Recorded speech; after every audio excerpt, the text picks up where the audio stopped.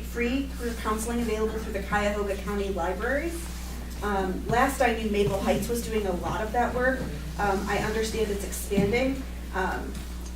So if you can get yourself to a Cuyahoga County Library, if you can even get on the website of the Cuyahoga County Library and look at what all is available to you, certainly they should be able to help coach you through how can I make myself more marketable to the employment community.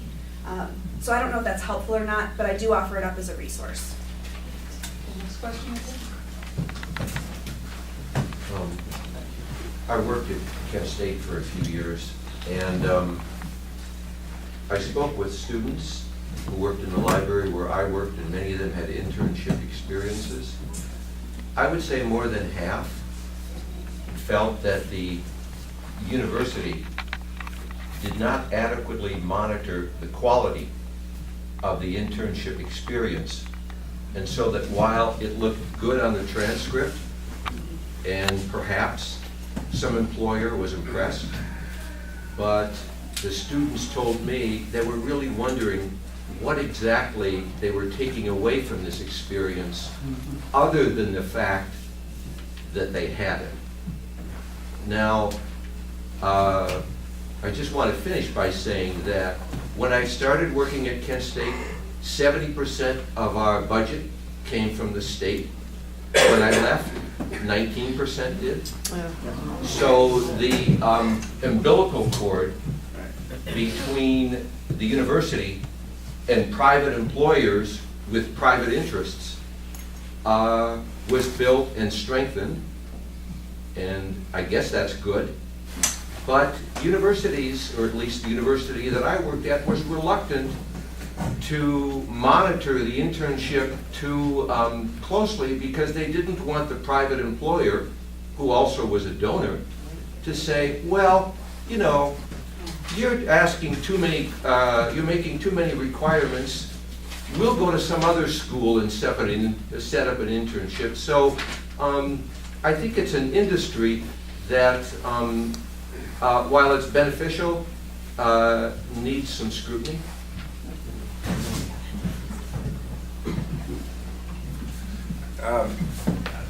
Well, obviously that is correct, and we don't want our students to take internships and wind up, making coffee for the staff and running errands and doing things like that. So if we have, if we allow students to do an internship, we do monitor where they go, and we have a direct working relationship with the supervisor of the student, and that's one of the reasons why, for better or for worse, we do charge a little bit of tuition, because each student doing an internship has a faculty supervisor who coordinates that activity, and the students have to write a report on their internship experience. And if for some reason they did wind up only making coffee, we strike that person off, that company off the list for future internships, that sort of thing. But, So there's value there to the internship as course. So certainly a student can go to an employer and find a position labeled as internship. That is a different experience than whether you go directly and find it, but registering that experience with the academic institution so that there is some level of oversight. A lot of students don't. And that gets back to some of the requirements. Is it an academic requirement? Is it not an academic requirement? When it's an academic requirement, then you have the ability to provide oversight. In order for it to be an academic requirement, that costs. There's a cost to that. Armin Budish was here a couple of weeks ago. He told about the problems of people, the employers, and their lack of employees, or not being available and not being properly educated. Are you in contact with his offices, or is that something that goes on to make sure that there's good correspondence between the employers and the educators, so that they are educating people to fill those jobs? I'm not sure I understand your question. Am I in contact with Armin Budish's office? Well, is he in connection with you. If there are a lot of jobs out there and they're not being filled, and there might be students wondering what areas to go into. Yeah. You might say something about, Government. OHIO means jobs and OHIO means internships and some of that, because your knowledge is far superior to mine. Yeah, so, I said earlier in my opening, remarks was that there is, the state of Ohio has developed a list of industries where jobs are in demand and the skilled labor is not there. So it's called Jobs Ohio Targeted Industries. And one of them is advanced manufacturing, financial services, information technology. Those are 3 examples of the 8 there. So, but, unfortunately, the county jobs or government jobs aren't in demand, but they're changing the platform on how they recruit. They're recruiting more military, more diverse, to be more open about things. So he is not particularly in touch with our office, but it's something that I'd like to explore and find out a little bit more from. He wasn't what- talking about government, excuse me. Okay. He wasn't talking about government jobs. Armin Bush wasn't talking about government jobs. He was talking about jobs in general in the city Yeah. that people Yeah. said to him personally that they, I'm not sure. We have a number of different ways where we get job openings. We get them from, from the government. We get them from employers calling us directly, referrals. So, I mean, we get anywhere from 300, 400 jobs a month. So, I mean, we get as many as we can. So but I think that's something I'd like to explore more with his office and see how that works. If the issue is quality control, I think that's important to all universities in terms of protecting their reputation and so forth. So we have, it's mandated by the state actually, a number of outcome assessment procedures in place so that we make sure that a student gets a certain grade, that they're actually learning something that is measured by that grade. And we also have relationships with employers that tell us that, we're graduating people who are quite competent.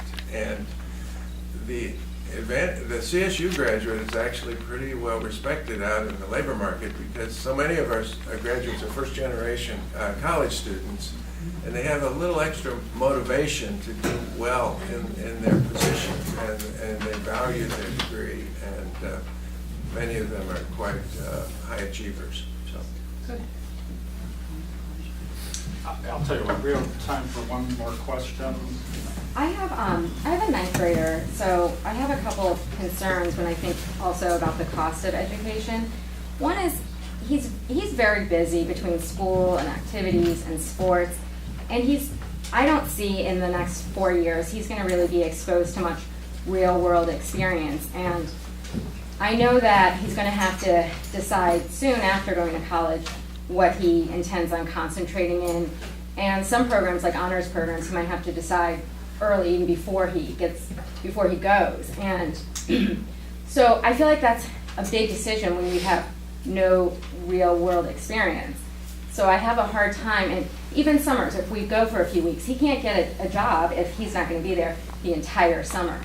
So I'm don't really know how to help him kind of get that experience before he needs to decide kind of where he's going with his life. And then my other concern is I don't want to be overly guiding him. I don't want to be telling him, well, these are your incomes, think about loans versus income. I want him to live his own life. I don't want to be telling him what to do, but you know what I mean? So Yeah, it's so just- I would recommend, informational interviews with people that are in those fields. Like I had a passion around hiring people, so I went into human resource management. One of our neighbors on our street was in HR, so I did a couple interviews with him, just what is HR like. There might be an opportunity for your son to do a job shadow for a portion of the day and just kind of talk to different people in the field. There's lots of different assessments. We have a thing called My Plan at Tri-C. Just kind of helps them understand, based on their questions, what they might be good at. But I also want to recommend that you have your son follow his true passion. Don't follow the careers that are going to pay the most, because they may not be happy in that profession. So what is he truly Sure, but passionate? sometimes people don't always have one passion, Yeah. or you know what I mean, or you So know, he's like trying to figure he's it out. interested in He's this still or young. that, and might continue to go. I mean, I feel like I know people from college who, Yeah. you know, never really found that one thing, you know. Well, I'm not sure for most of us if there really is truly one thing. Yeah. I think that there are any number of things that we could enjoy and be good at. You know, you said that your son is busy and he's involved in a lot of things. I think that that's a positive. And so part of what he'll want to do, if he's not doing it now, that he will want to do once he gets in school, is to sit down and talk with somebody about how those things translate into the skills and qualities that the employment community is looking for. And certainly as the parent, you can encourage that. And I don't see that as necessarily being overbearing. When you do it for him, I think that there's an opportunity lost in doing it for them. But encouraging them to do that, I think that that's okay. You know, your son may choose to try to find a part-time job. And that's a conversation that you really should have with him is, what are the skills that you want to be developing? Where are your interests right now? At some point, though, he is going to want to join the employment community. So whether that's in high school or college. I will tell you anecdotally that I think our students who have done some sort of paid employment while they're in high school seem to have an easier time landing that first internship. And so whether it's mowing lawns, babysitting, working at McDonald's, an internship that you or your network helps them with, that can really complement the activities, the experiences, the good grades. Certainly, though, we do see a fair amount at Case of students who have not had paid employment who do go on to land that first experiential learning opportunity. It's a matter of figuring out, though, there has to be intentional assessment of what skills have I gained, what qualities do I have, how will I offer them to you, the employer, and then making a match there. By way of the costs, so you raised having discussions around loans and not wanting to be overly directive. At the same time, I would say that if you're going to be the co-signer on those loans, that's a conversation that you want to have, and hopefully you're an open-minded and the type of parent who wants to engage in discussion. Some parents tell, some parents discuss. I think certainly engaging him in discussions and conversations and helping him understand what it means to sign a loan document. What does that mean? So someone here raised, they don't understand what $60,000 means and how long it will take to pay back $60,000. I know I didn't at that age. I will pay till I'm 55. I didn't know that, and my parents, I think, did a pretty good job of trying to help me understand what that looked like. So you offer them as much information as you can, and you push them to use the resources. At the end of the day, you can't make them do it, but I think you can have a lot of influence. They listen to you. Believe it or not, they do. Because when they come to talk to us, that's what they tell us. Keep in mind, the first job you have isn't the only job you're going to have. Hopefully, you'll develop career skills. Let's hope so. But, okay, one thing, I have a few comments to make, but before I do so, maybe we could show appreciation for our